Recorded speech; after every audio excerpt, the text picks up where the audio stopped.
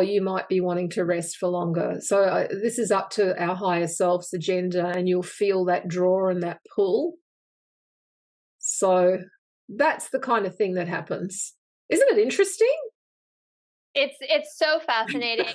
And so I'm grateful to you that even though that wasn't your area of expertise, you went there for us, because I think it's so important to demystify death for people, because it's like walking through a doorway.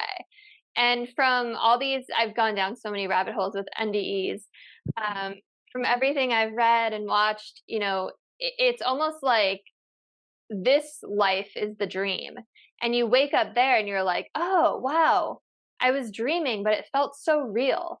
Right? Yeah, absolutely. So it's so like that, Kris. And I agree with you. It's so exciting to be with someone who's on the same page, because demystifying death, I believe, is everything. And that's probably one of my underlying passions and why I'm involved in the things I am, because, my raising consciousness is one of the things you'll notice when you go to my homepage. That is the mission. And the raising consciousness is about opening to the bigger reality, like you say. And when we demystify death, it changes life completely. We do so much from an ego place to stop death.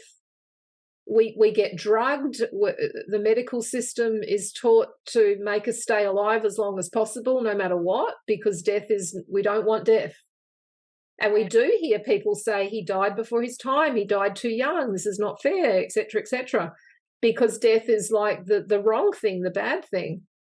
And it is exactly like what you're saying. And if you've done any plant medicine journeys or shamanic journeying work, all of these things that can take you into other realms, you start to come away from a belief in this or a disbelief in this into a knowing in your body once you've experienced that this is the game, exactly like what you say. And that changes how you live. And if everybody knew that death is the coming home, we would live in a different way. We'd have a different place here.